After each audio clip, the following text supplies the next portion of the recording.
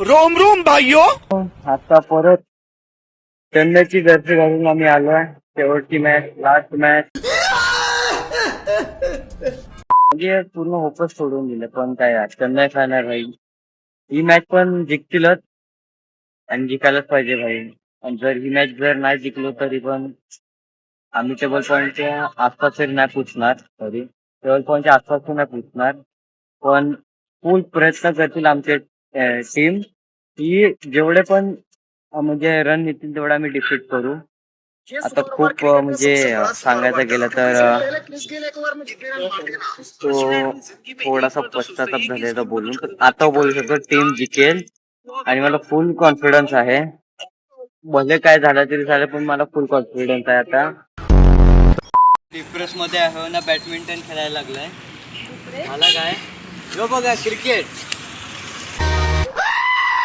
आता काय डिप्रेस मध्ये होतो ना, बॅडमिंटन खेळायला लागलोय, समजत नाही काय किती स्कोर झाले.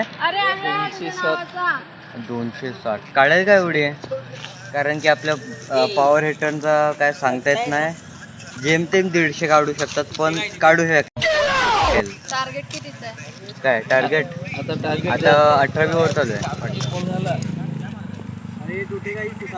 ए नाही नाही, कॉपीराइट.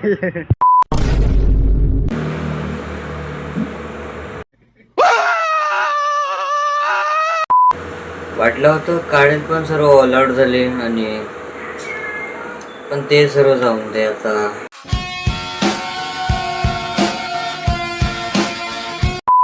CSK बेस्ट प्लेइंग, भले ऑल आउट झाले, चांगलं खेळलं आणि पुढच्या वर्षी कमबॅक करू. यावर्षी कमबॅक असता, पण देवाच्या मनात नव्हता की आज कमबॅक नाही.